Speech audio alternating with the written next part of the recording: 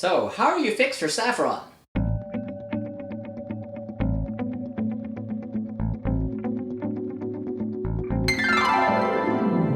And welcome back to Cliffieland. This is Week in Country number 162 on our second attempt of cooking the food of every single country in the world, and tonight up to the nation of Spain. Spain, located primarily on the Iberian Peninsula in southwestern Europe, is bordered by the Atlantic Ocean and the Mediterranean Sea, and shares land borders with France, Andorra, Portugal, the British territory of Gibraltar, and in a tiny spit of land on the other side of the Straits of Gibraltar, Morocco. Look it up, it's very interesting. Its food is the stuff of legends. It has one of the most famous cuisines in the world and is known for a lot of really famous dishes.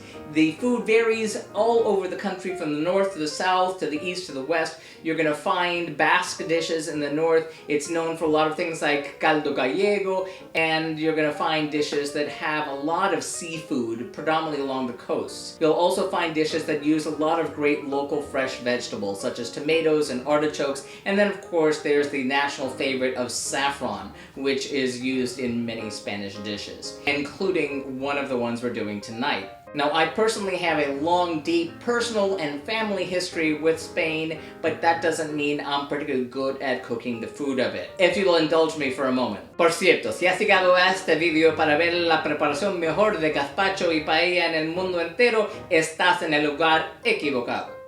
That being said, picking just a couple dishes to do was going to be a challenge, and we addressed this last time, so let's see how things went when we tried things 4 years ago.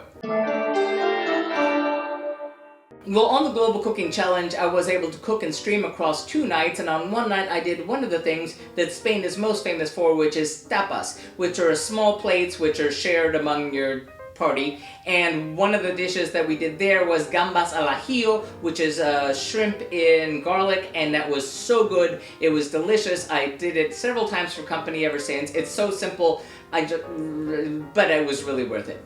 And I also made patatas bravas, which I also really love, which is potatoes with this kind of a spicy sauce on top, which was, again, really great. And the third thing I did was sort of like a stuffed tomatoes thing, which didn't come out quite so well. Either my fault or the recipe's fault, or a combination of the two, but it was just okay. Now, we're not doing those, because what we are doing is what we did on the other night, which is, say it with me, paella, the one dish that Spain is probably best known for, and I served that with gazpacho, which is a cold tomato soup, which is also very, very famous. But a note about paella here. I've had paella my whole life.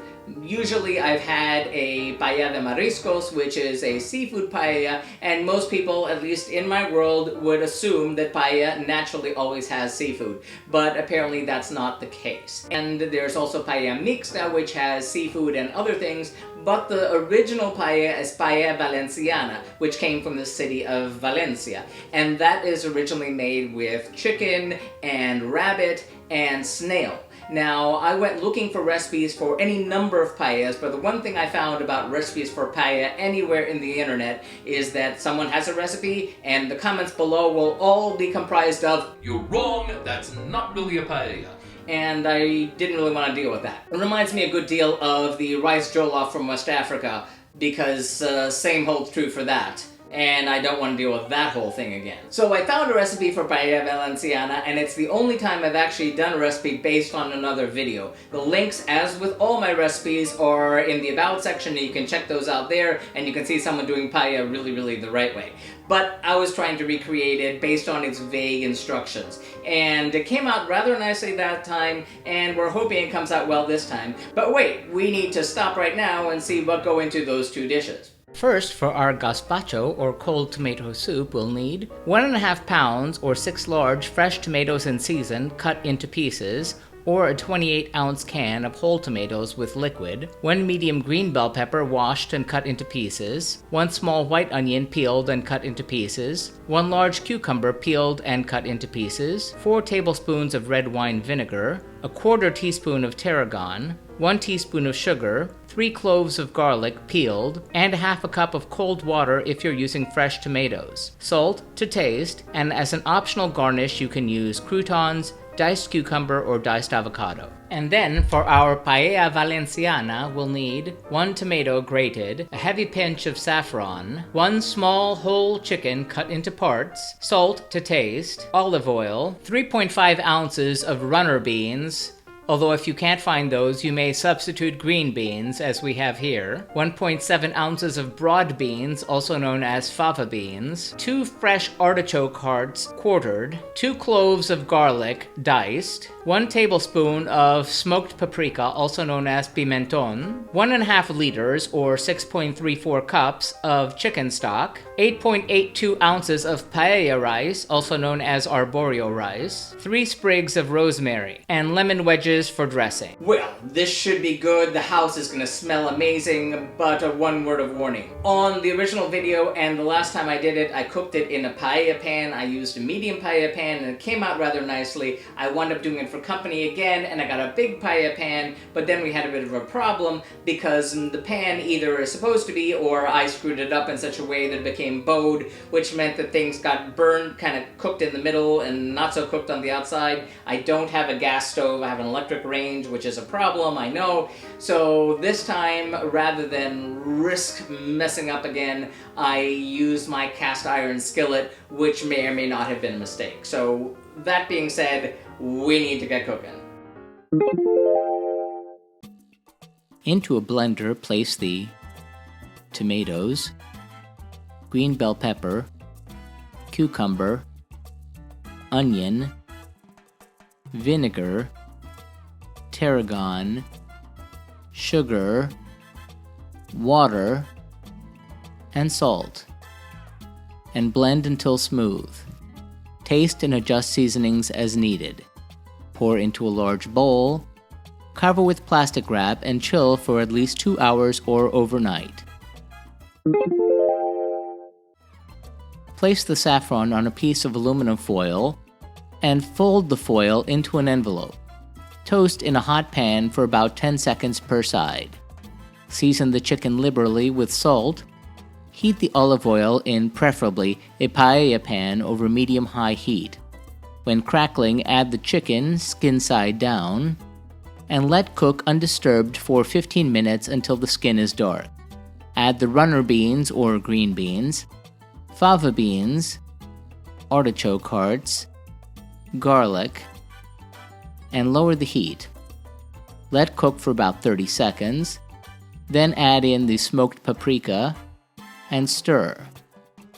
Add the grated tomatoes, stir and cook for about 2 minutes.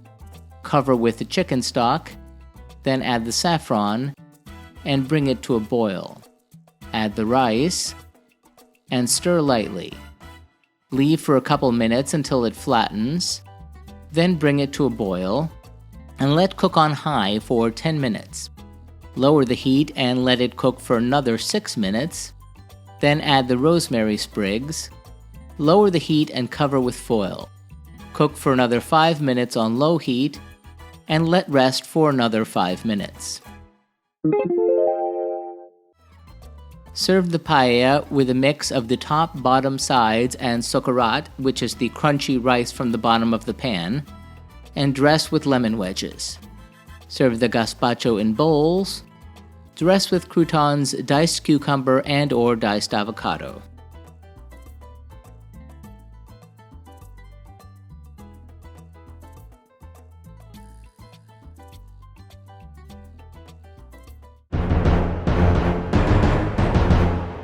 How'd that all turn out? Well, let me tell you, the flavors were all there. It was really great. Any mistakes were totally my fault. So we gotta get started with the gazpacho.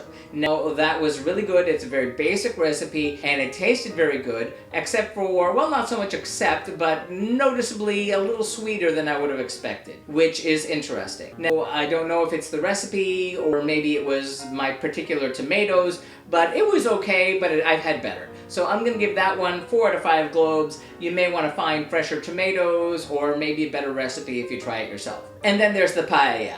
I did my best to recreate that recipe, and the flavors were definitely all there. The vegetables had a really nice flavor to them, the artichokes were just scrumptious, and the chicken had that nice sear on it, which I enjoyed. The only problem is that I think because I used the cast iron skillet and I don't have an actual lid to put on it, the paella itself wound up being a little bit too watery, which is not right at all. It didn't have the burnt rice on the bottom. I mean, the rice was cooked all right, and the flavors were indeed all there, but it wasn't really paella done the right way. So my execution did not score, but the dish itself was really good. So I'm gonna give that one 4 out of 5 globes. If at first you don't succeed, try again. So I'm gonna keep shooting at that one till I get it just right, but that's off camera. And that does it for this bit here in Europe. Next week we head into the Indian Ocean to have the really delicious food of Sri Lanka. See you then. And remember, if you'd like to be advised when these videos are posted, please be sure to follow us on Periscope. You can also follow us on Twitter, Instagram, and Facebook. Like and subscribe if you'd like to be advised when these videos are posted, and be sure to hit that bell to get those notifications. Remember, links to the original recipes can be found in the About section. If you have any thoughtful feelings or helpful suggestions about the food we're eating, please be sure to sound off in the comments. Thanks for watching, and happy eating!